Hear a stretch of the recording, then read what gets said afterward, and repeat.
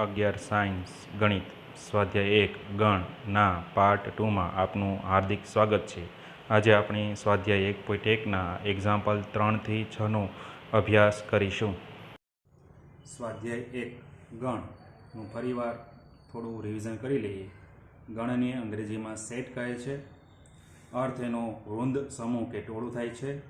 સંકલ્પનામાં આપણે વાત કરી હતી કે જ્યોર્જ કેન્ટર નામના ગણિતશાસ્ત્રી આની સંકલ્પના રજૂ કરેલી હતી.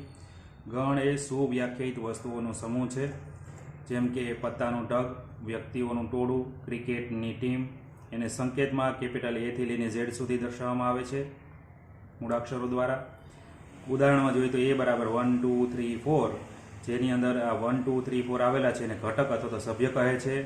આ ગણની અંદર કોઈ ઘટક આવેલો હોય તો એને સિમ્બોલમાં 1 બિલોંગ્સ ટુ એ વડે દર્શાવાય. કોઈ ઘટક દાખલા તરીકે 5 છે, આ ગણની અંદર નથી, તો એને 5 does not belongs to a વડે દર્શાવાય છે. ગણના સભ્યોને A B C થી લઈને Z સુધી સ્મોલ મૂળાક્ષરો વડે દર્શાવવામાં આવે છે. એ ઉપરાંત આપણે વિશિષ્ટ પ્રકારના ગણોનો અભ્યાસ કરેલો હતો, જેમાં આપણે વાત કરી પ્રાકૃતિક સંખ્યાઓના ગણને કેપિટલ N વડે દર્શાવેલું હતું. N એટલે કે 1 2 3 4 5 6 ધન પૂર્ણાંકો આવે, શૂન્ય ન આવે અને ઋણ ન આવે. પૂર્ણાંક સંખ્યાઓના ગણને Z વડે દર્શાવીએ છીએ. Z ની અંદર ઋણ સંખ્યાઓ આવે છે, ઋણ પૂર્ણાંક આવે, શૂન્ય આવે અને ધન પૂર્ણાંક આવે. આમાં પૂર્ણાંક જ આવે પણ ઋણ, શૂન્ય અને ધન આવે, પોઈન્ટ વાળા કોઈ રકમ આવતી નથી. સમય સંખ્યા વિશે આપણે વાત કરી હતી તો કે P ના છેદમાં Q સ્વરૂપે દર્શાવી શકાય તેને આપણે સમય સંખ્યા Qમાં લઈએ છીએ. સામાન્ય રીતે જેનું વર્ગમૂળ નીકળી શકે તેવી સંખ્યા સમય સંખ્યા છે. ઘનમૂળ નીકળી શકે તે સમય સંખ્યા છે. શાંત દશાંશ હોય, પોઈન્ટ પછીના આંકડાઓ નિશ્ચિત હોય તો એ સમય સંખ્યા છે. પુનરાવર્તિત દશાંશ એટલે કે પોઈન્ટ પછીના અંકો ફરીવાર પુનરાવર્તિત થતું હોય તો એ સમય સંખ્યા છે. અને અનંત આવૃત દશાંશ એટલે પોઈન્ટ પછીના આંકડાઓ જુદા જુદા હોય પરંતુ પરિવાર રિપીટ થતા હોય તો એને અનંત આવૃત દશાંશ કહેવાય. તો આવી સંખ્યાઓ સમય સંખ્યાઓ છે. અને અસમય સંખ્યા એટલે શું? તો કે જેનું વર્ગમૂળ ન નીકળી શકે, ઘનમૂળ ન નીકળી શકે, અશાંત દશાંશ હોય અથવા તો P ના છેદમાં Q સ્વરૂપે ન દર્શાવી શકાય તેને અસમય સંખ્યા એટલે કે I વડે દર્શાવવામાં આવે છે. છેલ્લો ગણનો અભ્યાસ કરેલો હતો કે વાસ્તવિક સંખ્યાઓના ગણ R એટલે બધી સંખ્યાઓ, જેની અંદર પ્રાકૃતિક સંખ્યા આવે, પૂર્ણાંક આવે, સમય આવે અને અસમય સંખ્યા આવે. તો આપણે સામાન્ય રીતે સિમ્બોલ રીતે N subset of Z, Z subset of Q અને Q સબસેટ ઓફ R, એટલે ત્રણે ત્રણ ગણ R ની અંદર સમાવેશ થાય છે.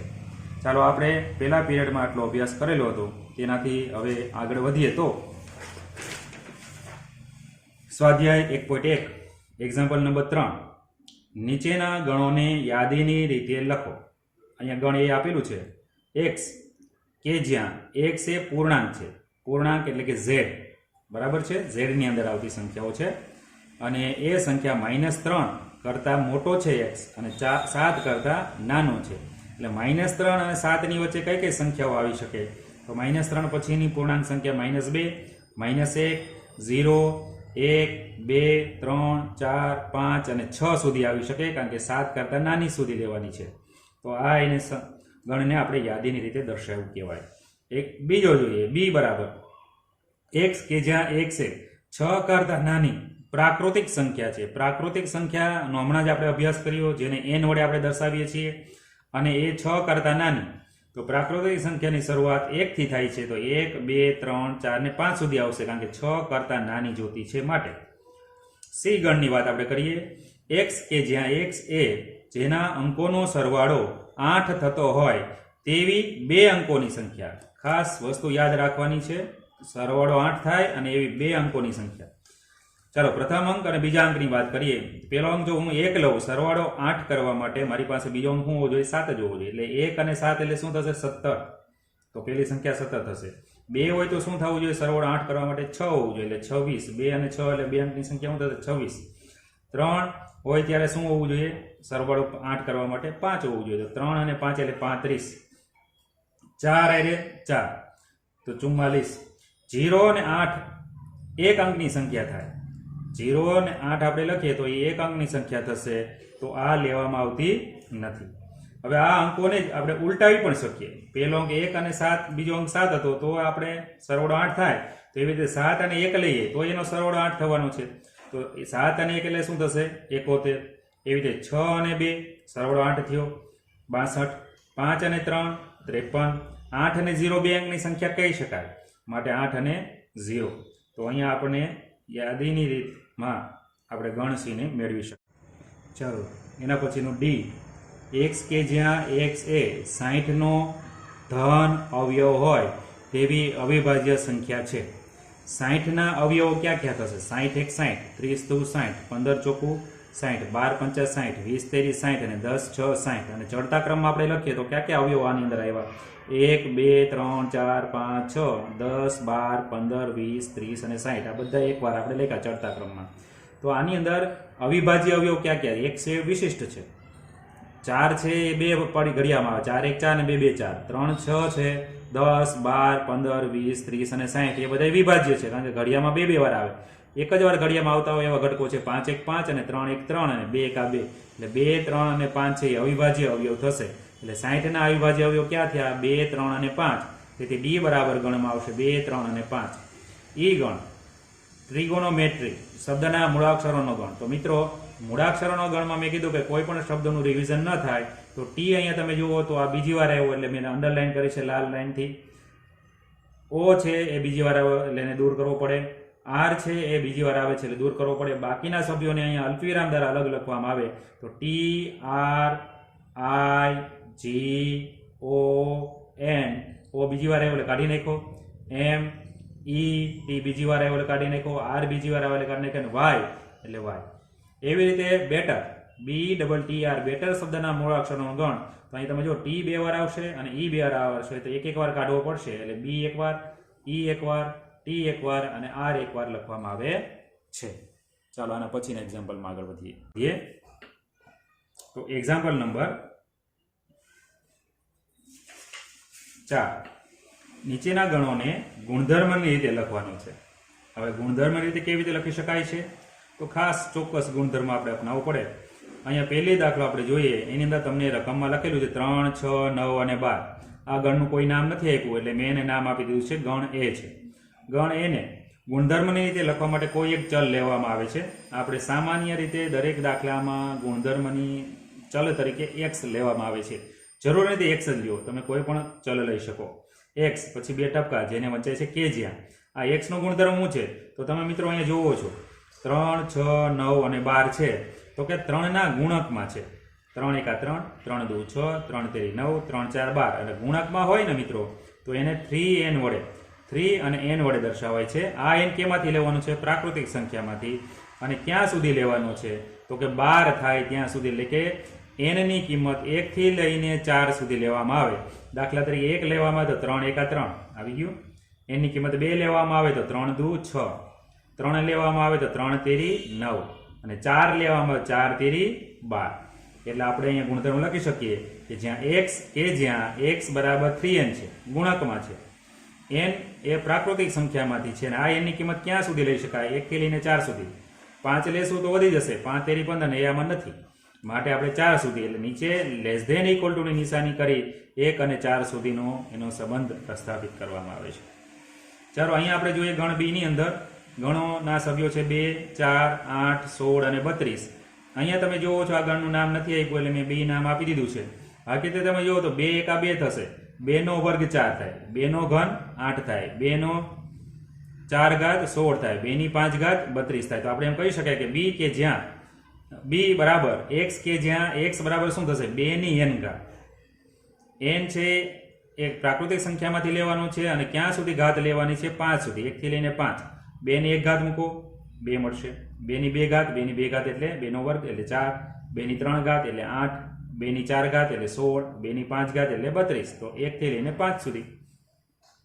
બીજો ત્રીજો ગણ છે c બરાબર, તમે યાદ રાખો 5 છે, 25 છે, 125 છે અને 625 છે. એનો મતલબ કે 5 1 5, 5 નો વર્ગ 25 અને 5 નો ઘન 125 અને 5 ની 4 ઘાત 625 થાય. તો આપણે ગણને દર્શાવી શકીએ c બરાબર x કે જ્યાં x બરાબર 5 ની 1 ઘાત.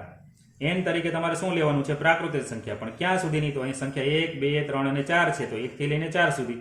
1 લેવાનું છે અને 4 લેવાના છે ત્યાં સુધીની. 5 ની 1 ઘાત એટલે 5, 5 ની 2 ઘાત એટલે 5નો વર્ગ એટલે 25, 5ની 3 ઘાત એટલે 5નો ઘન એટલે 125, 5ની 4 ઘાત એટલે 5નો 4 વર્ગ ગુણાકાર 625. એ જ રીતે આપણે આગળ વધીએ તો ડી 2 4 6 ડોટ ડોટ છે, તો આને કઈ રીતે દર્શાવી શકાય? તો x કે જ્યાં x બરાબર આ 2 ના ગુણકમાં 2 2 4, 2 ને 2 વડે 2 એકા 2, 2 2 4, 2 3 6, એટલે આપણે કહી શકાય ગુણકમાં છે 2n વડે દર્શાવાય. n બિલોંગ્સ ટુ n, પણ અહીંયા કોઈ સંબંધ નથી લીધો. શા માટે? કે 3 ટપકા છે એનો મતલબ કે અનંત સુધી હાલે છે, તો અહીં લિમિટ કોઈ આપણે બાંધવાની રહેતી નથી. તો બીજી રીતે કેવું હોય તો 2 4 અને 6 છે ને એ બધી બેકી સંખ્યાઓ છે, તો આપણે લખી શકીએ x કે જ્યાં x એ યુગ્મ એટલે કે બેકી પ્રાકૃતિક સંખ્યાઓ છે. તો આને બે રીતે દર્શાવી શકાય, એક રીત આ અને બીજી રીત આ. ચાલો ઈ ગણ 1 4 9 અને 100. તમે જુઓ છો કે 1નો વર્ગ 1 થાય, 2નો વર્ગ 4, 3નો વર્ગ 9, 10નો વર્ગ 100 થાય. તો આ બધી સંખ્યાઓ વર્ગ કરીને મૂકેલી છે એવું જોતા જ આપણને ખ્યાલ આવે છે. તો આવી બધી સંખ્યાને પૂર્ણવર્ગ સંખ્યાઓ કહે છે. તો આપણે એમ લખી શકીએ x કે જ્યાં x એ પૂર્ણવર્ગ પ્રાકૃતિક સંખ્યાઓ છે, પણ ક્યાં સુધી વર્ગવાળી છે? તો 1 થી 100 સુધીની છે. તો 1 લખ્યું લેસ ધેન ઇક્વલ ટુ નિશાની x અને લેસ ધેન ઇક્વલ ટુ 100 આપણે લખેલું છે. અથવા બીજી રીતે દર્શાવવું હોય તો x કે જ્યાં x બરાબર n નો વર્ગ, એટલે n નો વર્ગ અને n પ્રાકૃતિક સંખ્યામાંથી લેવાની છે. ક્યાં સુધી લેવાની? 1 થી લઈને 10. તમે 1 મૂકો 1 નો વર્ગ 1, 2 મૂકો 2 નો વર્ગ 4, 3 મૂકો 3 નો વર્ગ 9, એવી રીતે છેલ્લે 10 મૂકો 10 નો વર્ગ 100. તો આ રીતે પણ લખી શકાય. એટલે કોઈ પણ ગણને યાદીની રીતમાંથી ગુણધર્મની રીતમાં તમે વિચારો શક્યતાઓ, તો એને આધારે ઘણી બધી રીતોમાં પણ લખી શકાતું હોય છે. ચાલો એના પછી આપણે આગળ વધીએ તો એક્ઝામ્પલ નંબર 5, નીચેના ગણોના બધા જ ઘટકો લખો. આ ગણના બધા જ ઘટકો આપણે લખવાના છે. કેવી રીતે લખાશે એની આપણે વાત કરીએ તો a બરાબર તમને આપ્યું છે x કે જ્યાં x એ અયુગ્મ, અયુગ્મ એટલે કે એકી પ્રાકૃતિક સંખ્યા છે. પ્રાકૃતિક સંખ્યા એટલે કે n ગણ આપણે જે જોયો એમાં અયુગ્મ એકી જ લેવાની છે. તો 1 થી શરૂઆત થાય. અયુગ્મ એકી સંખ્યા કઈ કઈ થશે n ગણમાંથી? તો કે 1 3 5 7 9, આવી તો અનંત સેટ છે. તો 3 ડોટ આપણે મૂકી અને અપ ટુ લખી નાખશું. ગણ બી x કે જ્યાં x એ પૂર્ણાંક છે, પૂર્ણાંક એટલે કે z, અને એ સંખ્યા કેવી છે? -1/2 કરતા મોટી x અને 9/2 કરતા નાની છે. તો -1/2 એટલે શું કહી શકાય? તો 1 ના 2 ભાગ એટલે 0.5 થશે, -0.5, અને 9 ના 2 ભાગ એટલે 4.5 થશે. તો કયા પૂર્ણાંકોની વચ્ચે આવશે? તો સંખ્યા રેખા મેં અહીં દોરી લઈ છે મિત્રો. 0 છે, આ બાજુ -1 આવશે, આ બાજુ 1 2 3 4 અને 5 આવશે. તો -1/2 અથવા તો -0.5 ક્યાં આવશે? 0 અને 1 ની વચ્ચે જ આવશે, 1/2. બરાબર, મેં રાઉન્ડ કરેલો છે. 9/2 એટલે 4.5, તો એ ક્યાં આવશે? 4 અને 5 ની એક્ઝેક્ટ વચ્ચે જ આવશે, 9/2. તો આ બે સંખ્યાઓની વચ્ચે આવતા પૂર્ણાંકો ક્યાં ક્યાં થયા? તો -1/2 કરતા મોટી અને 9/2 કરતા નાની હોય એવી પૂર્ણાંક સંખ્યાઓ આપણે આમાં દર્શાવવાની છે. તો આમાં કઈ કઈ થશે?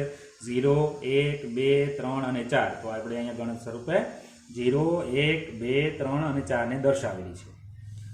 ત્રીજો વિકલ્પ સી બરાબર x કે જ્યાં x એ પૂર્ણાંક છે.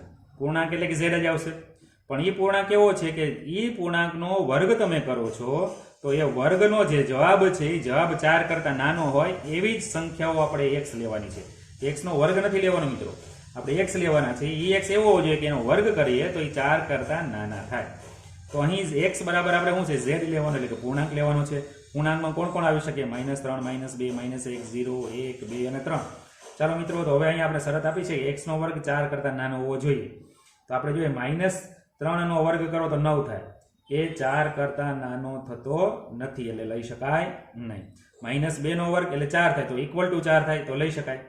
-1 નો વર્ગ એટલે 1 થાય, એ 4 કરતા કેવો છે? નાનો છે એટલે લઈ શકાય. 0 નો વર્ગ એટલે 0 થશે, એ પણ 4 કરતા નાનો છે એટલે લઈ શકાય.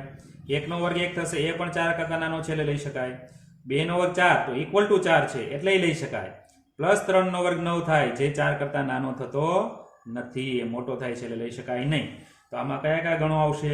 -2 લઈ શકાશે. 2 નો વર્ગ 4 નથી લેવાનો, ધ્યાન ખાસ એ રાખવાનું છે. કઈ સંખ્યાનો વર્ગ કરતા 4 કે 4 કરતા નાનો થાય એ જ સંખ્યા એટલે કે અંદરની સંખ્યા લેવાની છે. એટલે અહીં જવાબ આવશે આ પૂર્ણાંક સંખ્યાઓના ગણમાંથી -2 એ -1 0 1 અને 2, એટલે કે -2 -1 0 1 અને 2, સોરી 1 અને 2 આવશે. ચાલો એના પછીના એક્ઝામ્પલ તરફ આપણે આગળ વધીએ તો એક્ઝામ્પલ નંબર આપણે જોઈએ તો ડી ગણ એક્સ કે જ્યાં એક્સ એ લોયલ શબ્દના મૂળાક્ષર છે. હવે મિત્રો આપણે યાદ એ રાખવાનું છે, અંગ્રેજી મૂળાક્ષરોની વાત આપણે કરી કે કોઈ ગણની અંદર કોઈ એક ઘટક રિપીટ થતો નથી. જેમ કે કોઈ ક્લાસની અંદર કોઈ વિદ્યાર્થી ભણતો હોય, એક વિદ્યાર્થી 2 વખત એક જ ક્લાસમાં કોઈ દી હાજર રહી શકે નહીં, બરાબર છે. તો આમાં બીજી વાર રિપીટ થતો કોઈ પણ મૂળાક્ષર છે ને કાઢવો પડતો. અહીંયા એલ છે બીજી વાર અહીંયા રિપીટ થાય છે તો એને કાઢી નાખવો પડે. ઓ એક જ વાર છે, વાય એક જ વાર છે અને એ એક જ વાર છે. તો આ બધા મૂળાક્ષરોને અલ્પવિરામ દ્વારા અલગ પાડવામાં આવે છે. તો L comma O comma Y comma A. પાછું એલ શું કામ નથી? કારણ કે રિપીટ થાય છે. કોઈ પણ ગણમાં કોઈ પણ ઘટકનું પુનરાવર્તન થઈ શકે નહીં. એ ખાસ નોંધ તમારે યાદ રાખવાની છે. ચાલો ગણ ઈ એક્સ કે જ્યાં એક્સ એ વર્ષનો 31 દિવસનો ન હોય, 31 દિવસ ન હોય તેવો મહિનો છે. તો આપણે જાન્યુઆરી, ફેબ્રુઆરી, માર્ચ, એપ્રિલ, મે, જૂન, જુલાઈ, ઓગસ્ટ, સપ્ટેમ્બર, ઓક્ટોબર, નવેમ્બર, ડિસેમ્બર 12 મહિના જાણીએ છીએ. આ 12 મહિનામાં જાન્યુઆરી મહિનો 31 છે. બીજા મહિના કેટલા દિવસના છે? આપણે હાથના ટેરવા ઉપરથી ગણતા હતા. તો જાન્યુઆરી 31, ફેબ્રુઆરી 28 કે 29, માર્ચ 31, એપ્રિલ 30, મે 31, જૂન 30, જુલાઈ 31, પાછું રિપીટ અહીંથી ઓગસ્ટ 31, સપ્ટેમ્બર 30, ઓક્ટોબર 31, નવેમ્બર 30 અને ડિસેમ્બર 31. તો એ રીતે જાન્યુઆરી મહિનાના 31 દિવસ, ફેબ્રુઆરીમાં 28 કે 29 હોય, માર્ચમાં 31 હોય, એપ્રિલમાં 30 હોય, મેમાં 31 હોય, જૂનમાં 30 હોય, જુલાઈમાં 31 હોય, ઓગસ્ટમાં 31, સપ્ટેમ્બરમાં 30, ઓક્ટોબરમાં 31, નવેમ્બરમાં 30, ડિસેમ્બરમાં 31. તો આપણે 31 દિવસ ન હોય તેવા જ જોતા છે. તો 31 દિવસ ન હોય એવા 28 29 કહી શકાય એટલે કે ફેબ્રુઆરી, 30 કહી શકાય 31 નથી એટલે એપ્રિલ, 30 કહી શકાય જૂન, 30 કહી શકાય સપ્ટેમ્બર અને 30 દિવસનો કહી શકાય નવેમ્બર. તો કયા કયા મહિના થશે? ફેબ્રુઆરી, એપ્રિલ, જૂન, સપ્ટેમ્બર અને નવેમ્બર. ચાલો એના પછી એફ એક્સ કે જ્યાં એક્સ એ અંગ્રેજી મૂળાક્ષરોના ક્રમાનુસાર યાદીમાં કે પહેલાનો વ્યંજન છે. ચાલો સ્વર અને વ્યંજન આપણે જાણીએ છીએ. સ્વર એટલે એ ઈ આઈ ઓ યુ, વ્યંજન એટલે એ ઈ આઈ ઓ યુ સિવાયના. અને યાદીમાં કે પહેલાનું, કે પહેલા કયો વ્યંજન આવે? તો કે જે કે એટલે જે આવશે. ચાલો મિત્રો આજનો છેલ્લો એક્ઝામ્પલ આપણે જોઈએ. Example number 6. ડાબી બાજુએ યાદીની રીતે દર્શાવેલ ગણોને જમણી બાજુએ તેના જ ગુણધર્મની રીતે દર્શાવેલ ગણો સાથે સાંકળો. ચાલો આપણે આ જોડકું જોડવાનું છે. આમાંથી સહેલું એવું લાગે ને એ વસ્તુથી આપણે શરૂઆત કરીએ. દાખલા તરીકે આપણે વાત કરીએ કે મેથેમેટિક્સ આપેલું છે, તો એ મેથેમેટિક્સ શબ્દના મૂળાક્ષરોનો ગણ થાય. તો આ ત્રીજું જે ઘટક છે કોની હારે જોડાશે? ડી સાથે જોડવાનું છે. હવે આપણે ત્રણનો જ વિચાર કરવાનો રહ્યો. ચાલો પહેલી વાત આપણે કરશું પેલા ગુણધર્મના આધારે. એક્સ એ અવિભાજ્ય સંખ્યા છે. અવિભાજ્ય સંખ્યા છે ને 6 ના અવયવ છે. તો 6 ના અવયવ ક્યાં ક્યાં થાય એની આપણે ખ્યાલ હોવો જોઈએ. એના વિશેની આપણી પાસે માહિતી હોવી જોઈએ. તો ચાલો મિત્રો એની આપણે વાત કરીએ. તો કે 6 ના અવયવ ક્યાં ક્યાં થશે? 6 એકા 6, 3 2 6, બીજા કોઈ અવયવ થશે નહીં. તો 6 ના અવયવ ક્યાં ક્યાં થયા? 1 2 3 અને 6. આમાં અવિભાજ્ય ક્યાં છે? 1 છે એ વિશિષ્ટ છે, 6 છે એ વિભાજ્ય છે. 3 ગુણ્યા 2 થાય એટલે અવિભાજ્ય હોય એવી બે જ સંખ્યા મળી, 2 અને 3. તો આપણે અવિભાજ્ય સંખ્યા છે અને 6 નો અવયવ છે એવી સંખ્યાઓ કઈ થશે? 2 અને 3. તો આનો સંબંધ કોની હારે થશે? 2 અને 3 સાથે. એક્સ કે જ્યાં એક્સ એ 10 કરતા નાની અયુગ્મ પ્રાકૃતિક સંખ્યા. પ્રાકૃતિક સંખ્યા એટલે કે n ગણમાંથી, અયુગ્મ એટલે એકી, અને 10 કરતા નાની હોય એકી હોય તેવી સંખ્યાઓ લેવાની છે. તો અહીંયા તો બેકી સંખ્યા આવે એટલે એ નહીં આવે. 2 અને 6 બેકી છે, આ બધા બેકી છે. 1 3 5 7 અને 9 તો 10 કરતા નાની છે અને અયુગ્મ એટલે કે એકી છે અને પ્રાકૃતિક સંખ્યા છે. તો આનો જવાબ આ ગણ સાથે જોડાશે. હવે એક બાકી રહ્યો છે સી ગણ અને પેલો ઘટક. તો આપણે જોઈએ એક્સ કે જ્યાં એક્સ એ પ્રાકૃતિક સંખ્યા છે એટલે કે n માંથી છે અને 6 નો અવયવ છે. તો 6 ના અવયવ હમણાં આપણે જોયા ક્યાં ક્યાં થશે? 1 2 3 અને 6. તો આપણો આનો સંબંધ સી સાથે થશે. ચાલો આજના દિવસ માટે અહીં વિરામ લઈએ. ફરી મળીશું ત્યારે અભ્યાસ આગળ વધારીશું. આવજો.